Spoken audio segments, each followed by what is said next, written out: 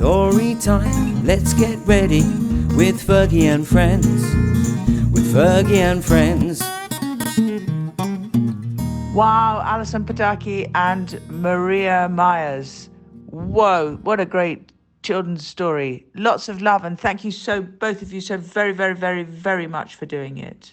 Hi, boys and girls. My name is Allison Pataki.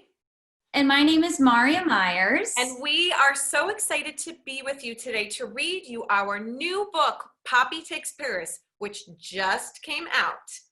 Marya and I are the authors, and we are going to read you our book today. Poppy Takes Paris, a little girl's adventures in the city of light.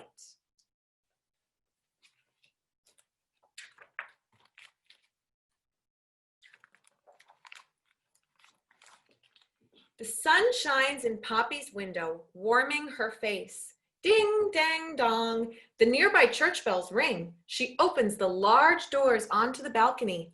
Wake up, Baguette. It's another day in the most beautiful city in the world, Paris. Baguette. That means bread. What do you think Baguette's favorite food might be? We'll see. On their way to breakfast, Poppy visits Madame Lefleur's flower shop because she has the loveliest flowers in Paris. Then it's off to see Monsieur Lepin, who takes the most delicious bread out of the oven. Bonjour, good day, Mademoiselle Poppy, greets the friendly baker. Bonjour, monsieur, Poppy answers. A croissant for me and a baguette. For baguette, please. Look, there he is. He's excited. What are you two adventurers up to today? The sun sure is shining in the city of light. As they wander out onto Avenue Victor Hugo, Poppy has an idea. Baguette, Paris is the city of light, but I bet there has to be one light that's the biggest and brightest of them all. Baguette yelps excitedly. Let's find it, Poppy decides. Let's find the brightest light in the city of light. Baguette wags his tail. He is always up for an adventure. And it looks like he got his very own baguette, right? He's also always up for a meal, right? There's only one place to start, the Place de l'Étoile, the place of the star, where 12 avenues fan out in all directions. At the center is the Arc de Triomphe, or the Arch of Triumph, a backdrop for the city's grandest parades. Baguette, let's climb to the top of the Arch of Triumph. Maybe we can find the brightest light in Paris up there. Baguette huffs and puffs as they climb all 284 steps. Poppy sees the streets extend out like the points of a star once they're on the top. But there are no lights. She says. We're at the top of the star, but I don't see the brightest light. To find what you're looking for, mademoiselle, says an artist who's painting next to them, you must go to the Louvre. Inside that museum, you will find the masterpieces of the best and the brightest. The brightest, you say? Merci. Poppy picks up a tired baguette and hurries back down the stairs. Poppy skips down the Champs-Élysées, the most famous avenue in Paris, passing shops, cafes, tourists, and friends. She makes a quick stop to get baguette and macaroon cookie, and one for herself, of course. By the time they finish their treats, they have reached the Tuileries Garden, just outside the Louvre. There they spot the famous fountain with rows of colorful springtime flowers, and of course, the carousel. No time to stop here, Baguette. We need to get inside. The halls of the Louvre buzz with the clicks of cameras and the oohing and eyeing of many people. Woof, Baguette barks and points his nose to where the crowds are the thickest. Poppy can see a bright glow coming from the crowd. That must be it. Together they weave their way and squeeze to the front, but behind the lights of many cameras, they find a painting.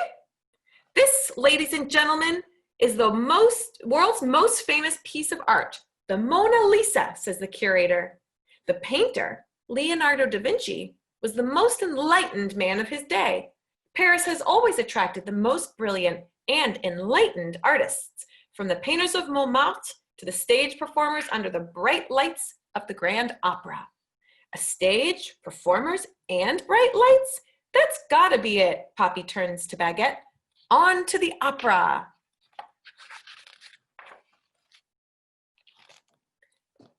Bikes for rent, bikes for rent. Poppy guesses that Baguette's little legs are getting tired. One bike, monsieur. Poppy hops onto the bike and settles Baguette into the basket, and they are off. And it isn't long before Poppy sees a bright building as big as a palace up ahead in the square. The white front has tall columns and arched doorways with glowing copper statues on its domed roof. Magnifique, Poppy gasps. That building must have the brightest lights. Ruff, ruff, Baguette urges her on. If you look closely, you might see a character you've seen before. Inside the Palais Garnier is even more dazzling, with the wide marble staircase and a glittering chandeliers. The walls and ceilings look like they have been painted in gold. In the large hall, the music is loud and the seats are filled. The ladies and gentlemen on the bright stage are dressed in colorful costumes, and they sing with strong, powerful voices. Look at that room, it's glowing.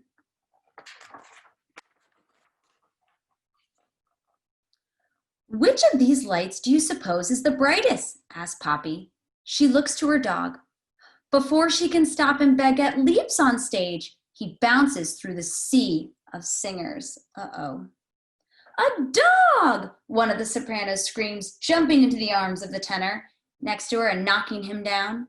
The next singer falls over, and then the next, each one like a domino in a row. You little girl, this is no place for a pair of pests. The opera house patron scolds Poppy, pointing a stern finger at her. Poppy and Baguette race out of the theater. Poppy hears the clicking of heels behind her. She turns to see one of the singers from inside. Don't worry, little one. If it's the brightest light you're looking for, head to Notre Dame. Sunset is the best time for the visit. You'll see how the cathedral shines for all of Paris. Poppy thanks the singer for this helpful advice. Off we go, Baguette. Inside Notre Dame is a place of peaceful lights and shadows. The vaulted ceilings soar almost to the sky. As the sun sets, its rays shine in through the large, colorful stained glass windows, bursting with every color in the rainbow. It's beautiful, isn't it, Baguette? But when Poppy looks down, her dog is nowhere to be found. Baguette? Baguette! She runs up the long aisle. She climbs up a narrow stairway, all the time calling out for Baguette. Ruff, ruff. There you are, says Poppy. She gives the naughty dog a hug and then peeks around the bell tower. Another pair of eyes stares back at her. Ooh la la! Poppy jumps backward, loses her balance, and knocks right into the large Notre Dame bells. Ding, dang, dong. It's the gargoyle. Poppy and Baguette hurry down the stairs, race out of the cathedral, and don't stop until they reach the banks of the Seine River. There, out of breath and out of ideas, Poppy pets her dog. Oh, Baguette, we've certainly seen the sights, but I still don't understand where this light is that makes Paris the city of light. All aboard! Just then, a man in a beret is welcoming people onto a long boat. Messieurs and mesdames, next stop, the brightest jewel in our city, the Eiffel Tower. Poppy feels a flicker of new excitement. That must be it, Baguette. To the top of the Eiffel Tower we go.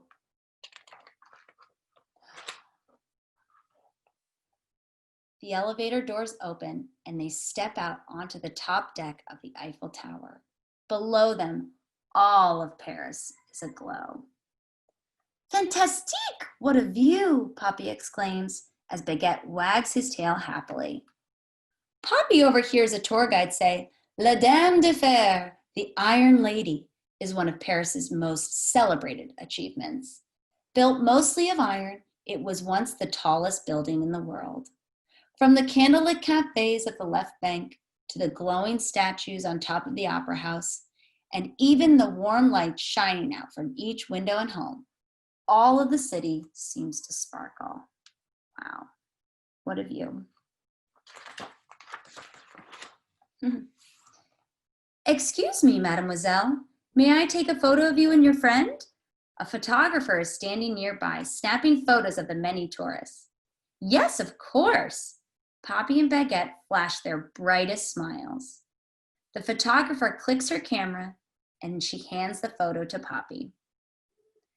Nearby, a little old man plays a familiar tune on an accordion. It is the sound of her city. Poppy thinks of all the most beautiful sounds, the tastiest tastes, and most spectacular sights she and Baguette have experienced today. Then she looks at the picture and sees how bright their smiles are.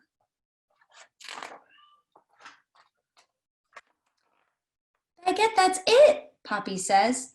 The brightest lights of Paris are inside of us. Everyone who loves Paris helps to make it shine. And see, all her friends who have helped her along this journey are here today. There's the baker, the museum curator. Yeah, they're all there. Poppy and Baguette make their way home at the end of the very best day, feeling like the brightest lights in the city. But they need to go get their rest if tomorrow will be another adventure. The end. Thank you everyone for reading with us today. Poppy Takes Paris, a little girl's adventure in the city of light. We had so much fun. Hope you enjoyed it. We're so glad you were with us. Thank you again. Bye-bye. Bye. With Fergie and friends, with Fergie and friends.